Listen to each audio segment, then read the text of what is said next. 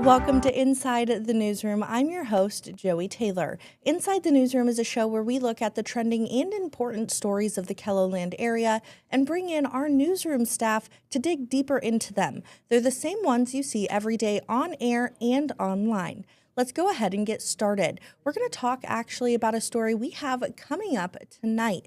Millions of airline miles are needed every year to grant travel wishes for children facing critical illness. Now, a simple donation could get them there. Summer Roddershot joins us now. Summer, you're working on previewing this story and putting it together for tonight. Summer, how can people turn unused miles into hope?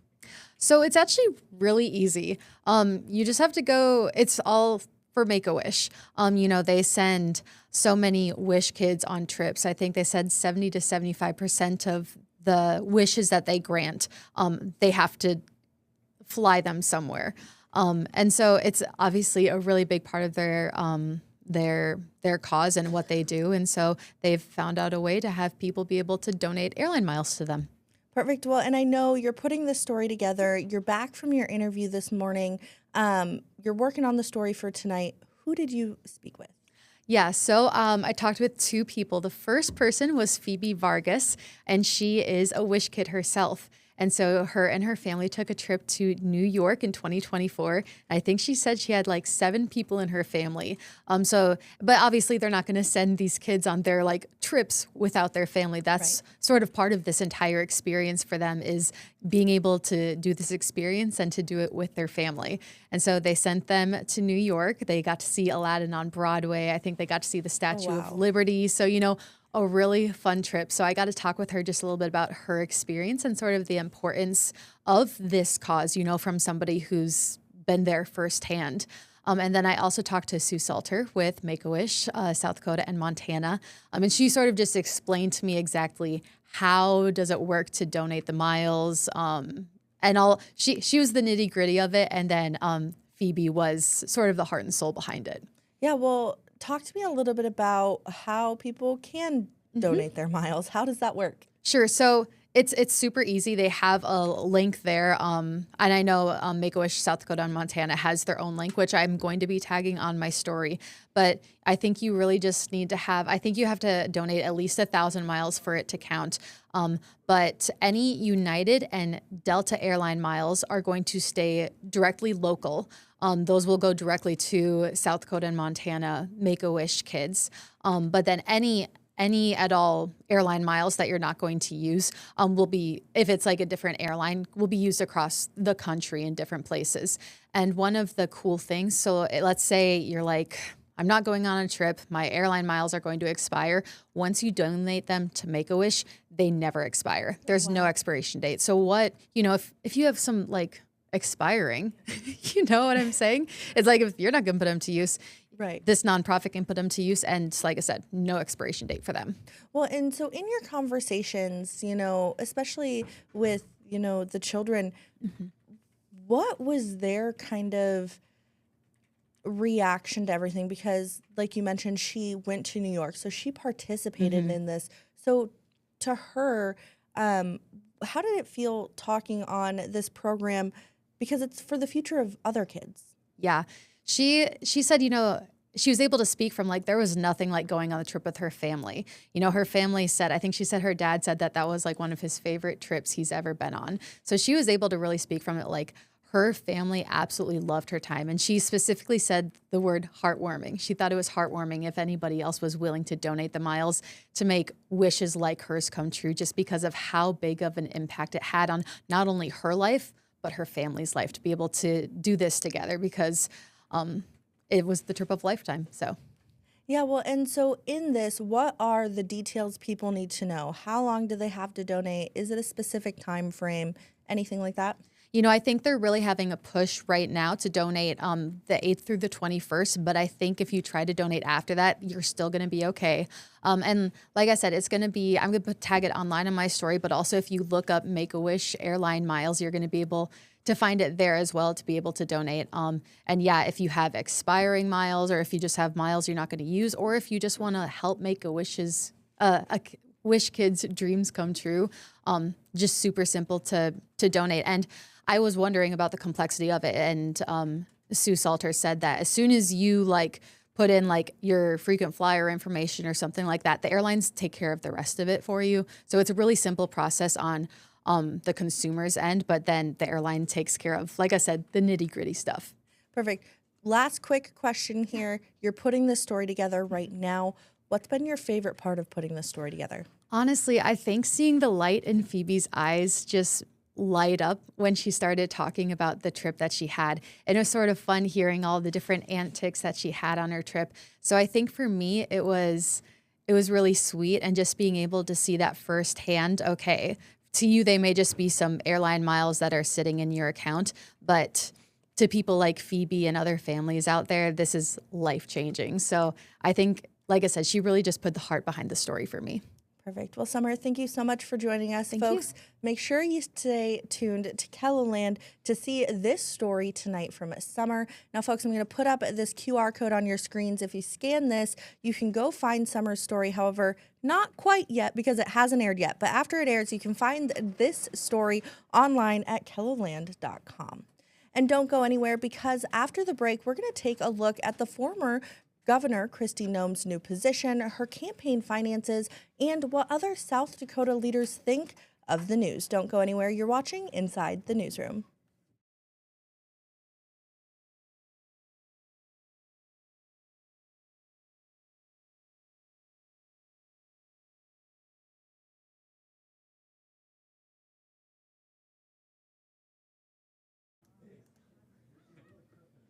Welcome back to Inside the Newsroom. Former South Dakota Governor Kristi Noem has been ousted as DHS secretary, but how much money does she have from years of campaigning for state and federal offices? Our digital reporter Gracie Terrell joins us with a deeper look. Gracie, thank you so much for joining us. I know you covered this story last week. The news broke last week. Give me just a brief overview of what we're looking at dollar-wise. So we wanted to, look at how much money Kristi Noem has in her federal and state campaign funds. And we found that she has about $2 million in state funds in her Kristi for Governor campaign, or she could use that to run for another state office. And, the numbers for her federal, those numbers are a little bit more washy. We aren't able to get an exact number, but we do know that back in 2022, she had about $3.5 million. And then within that same year, she did kind of give away about that exact same amount. And a lot of it was to different South Dakota organizations like the South Dakota Republican Party or Strong Leadership PAC. So we're kind of just tracking those dollars and seeing where they're ending up. But right now she has about $1.9 million in her Kristi for Governor state campaign fund. All right, and so how are we gathering and collecting all of this data? This data is available on the Secretary of State's website. They have their campaign finance reports that are, anyone who's running has to, submit those campaign finance reports, all of the money that's coming in, any money that's going out, and expenditures. A lot of the times it lists, who exactly is donating to specific campaigns. So this one is from the 1.9 million is from her campaign finance report that was last published in January of 2026. So pretty recent here. All right, and so if she wanted to come back to South Dakota, I know she has this new position with the Shield of Americas, but if she wanted to come back to South Dakota, could she be governor again? She would not be able to run for governor again since she was elected to serve that seat twice already, even though she left that position 2 years early to run DHS. However, she could still she could still be able to run for U.S. House or U.S. Senate. She would just need to get petition signatures, and that's about 2,000, a little over 2,000 that she would need to collect by the end of March if she had any intention of running in South Dakota for a governor or a Senate seat or a House seat in Congress. Perfect. Well, Gracie, thank you so much for giving us just a quick little insight in that and her campaign financing. Now, folks, I'm going to put up a QR code on your screen. If you scan this, it'll take you to KELOLAND.com, and you can take a look at Gracie's article, really dig into those numbers more in depth, And she also has links to state campaign finance reports as well as the Secretary of State's website. And stay with us because after the break, we're going to catch up with Dan Santella as he spoke with South Dakota officials on their thoughts on Kristi Noem's new position.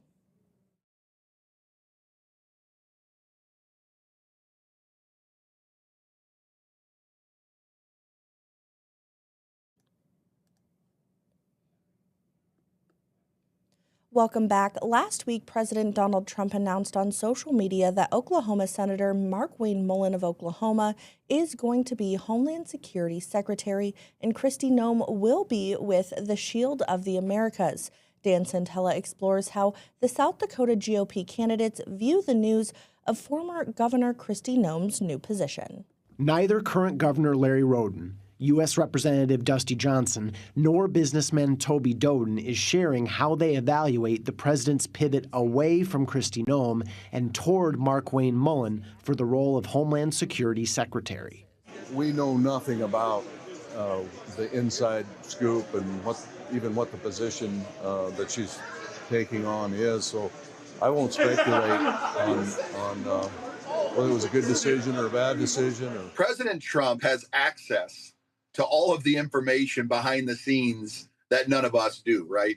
And so I'm going to do what I've always done, and I'm going to trust Donald Trump's judgment. So Kristi did a lot of things well.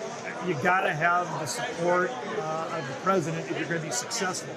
President Trump thinks she's going to be a better fit in this new position, and I don't have any doubt she's going to be a success there.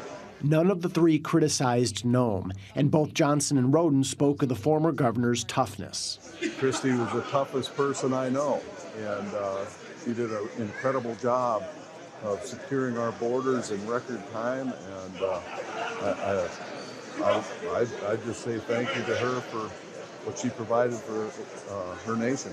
The man picked to supplant Noem at DHS receives praise too. I know Senator Markwayne Mullin. He and I served together in the House. He is going to do a great job.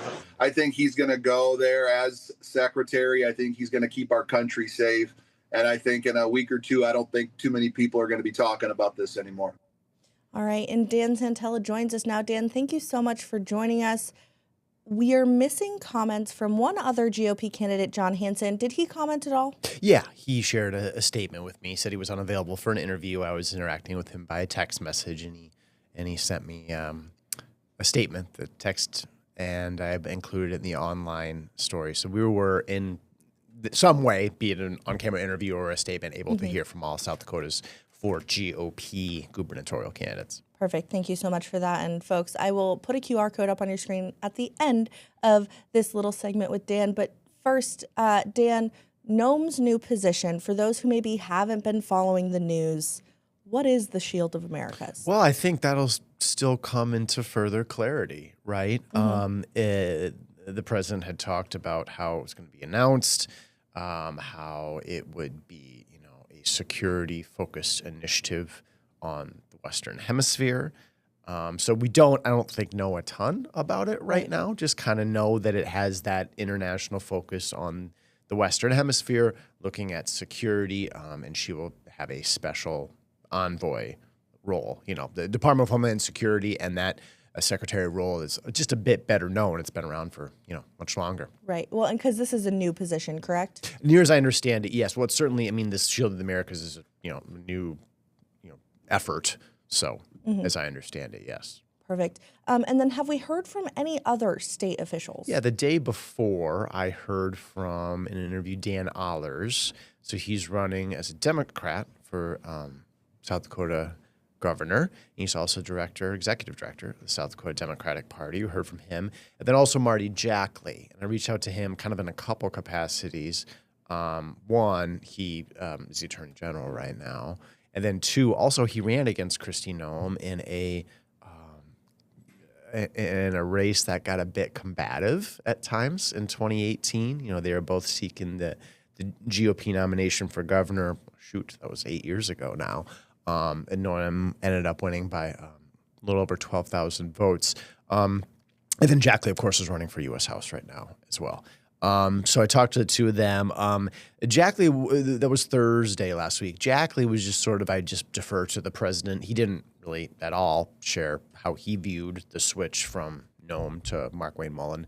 And then Alders, as you might expect from a Democrat, seeking a foothold in the race and sharing his thoughts, he was less positive about the former South Dakota governor in the context of this whole conversation.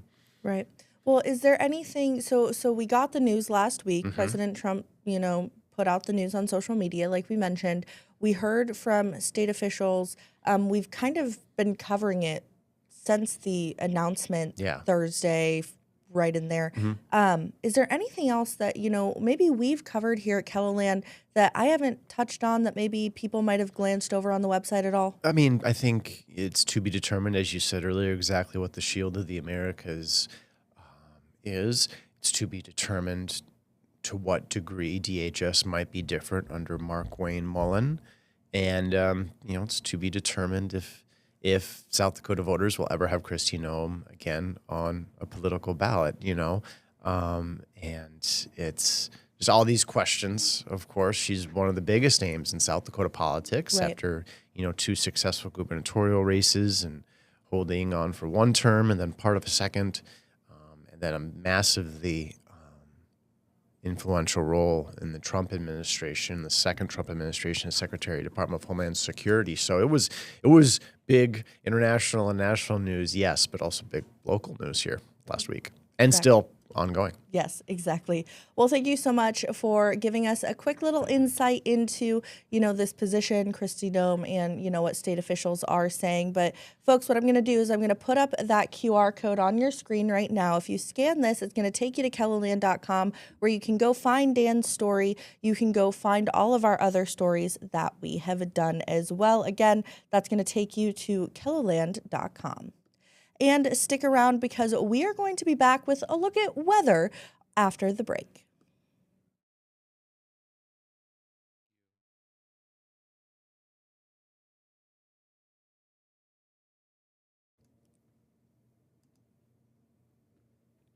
Welcome back to Inside the Newsroom. As we wrap up our show today, we're going to bring in our meteorologist, Scott Munt, for a look at the week ahead. Scott, thank you so much for joining us. Yeah, you bet. I've heard you talking in the newsroom a little bit today. Some good things and then maybe some not so good things for some people. Talk to me a little bit about what's going to go on this week. Well, we've been missing out on the moisture, unfortunately. Which could be a good thing for some people because, they skip out on the snow and they don't want to deal with the snow, moving it, driving it. I understand all that. But we can really use some moisture. There's another high fire danger today with red flag warning, southwestern South Dakota, south central South Dakota. I know we had a nice weekend. People were out and about, taking in the heat, the record heat. We had temperatures in the 70s. Did you have a nice weekend? I had a wonderful weekend. Yeah. But, it is March, and after all, things do change, and that's what we're looking at. We're looking at, things slowly changing as we do go through this week. A little cooler today, but still well above it. It's still a nice day. Oh, yeah. 60s in the southern half of the area. I mean, come on. I saw the weather, and we're like, oh, we can maybe, go out for a walk after dinner later. Oh, and with the change in time, too, moving those clocks ahead. You get a little more daylight late in the day and during the evening. So it's perfect. Yes, I absolutely love that. And I absolutely agree with moisture, fire danger. We don't want to see that fire danger.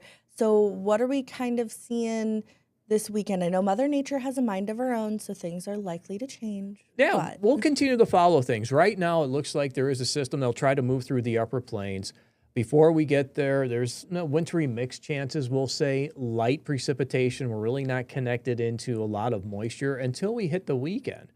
And we've been advertising colder air for this weekend, too. We've been doing that for, I think, at least a week, maybe a week and a half. And it's meeting up with some moisture that we can see things start in the form of rain, eventually switch on over to snow. This one's a little different than the one we just went through because we will be connected to some colder air to the north. So that will increase our chances for maybe accumulating snows, depending on exactly where this system goes. But it's one of those things that you really want to pay attention to, I think, as the week goes on, as the information comes in, because we're still looking at the storm track of this, how much cold air gets wrapped around it, or even in it, to to bring in better snow chances. And keep in mind the wind, too, because we're already looking at strong wind Sunday, even going into Monday. By this time next week, temperatures may only be in the 20s, 30s for some of us. So it'll be much colder. Different weekend than the weekend we just had. That's for sure. I'm not a fan of the colder temperatures. I know we need them. I Yep. know they're important. I Yep. know, we have warm clothes for a reason. Still not a huge fan of that.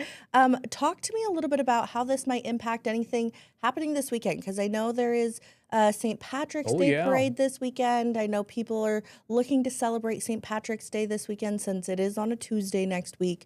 Talk to me a little bit about how weather plays a role in there. Well, it is a timing issue, and we'll continue to figure out the timing of this. If it does slow down, then, Saturday itself may end up being a decent day for the southern half of KELOLAND. Temperatures may be able to reach the 50s again for the first half of the weekend. And then we'll see where the storm track goes because, we're still looking at the colder air to wrap in behind this. So if it is delayed, 12, maybe 18 hours, the first half of the weekend can still be pretty decent for those that want to get out there, maybe celebrate St. Patrick's Day on Saturday. And then we'll see what happens on Sunday. But, Sunday still looks like it will be a colder day that will eventually lead into Monday. And we just got done with some record highs. And just for the fun of it, I like numbers anyway. I looked at our record lows. Not to say that we'll get to record lows. Okay. But on Monday, Tuesday, I think it's 8 below and 9 below next week. Okay. Okay. That's not that cold when you think about it. Okay. And how long will it last? Maybe a couple of days. I mean, we've been through these days, last month with temperatures below zero. And we know what happened in January in the teens, 20s below zero. So Listen, we can get through the single digits if it gets that cold. it won't be that bad except for the wind, right? We hear that all the time. Right. Except for the wind, We'll right? probably have to It bring out that wasn't- wind chill. That's a good point, too. We'll probably have to bring out that wind chill map as those wind chills will be a big difference today compared to what's expected a week from now. It should be much colder. And don't get overly excited about, the cold air just yet. I haven't seen any information suggesting that we are getting below zero temperature readings in South Dakota, but they're not that far. They're in North Dakota. All right. So keep an eye on the weather. We will. Thank you, Scott, so much for joining us, folks. That is all the time we have for Inside the Newsroom today. Make sure to join us every weekday at 1 and 3 p.m. Central Time right here on KELOLAND Plus. Until next time, I'm Joey Taylor. Have a great day, everyone.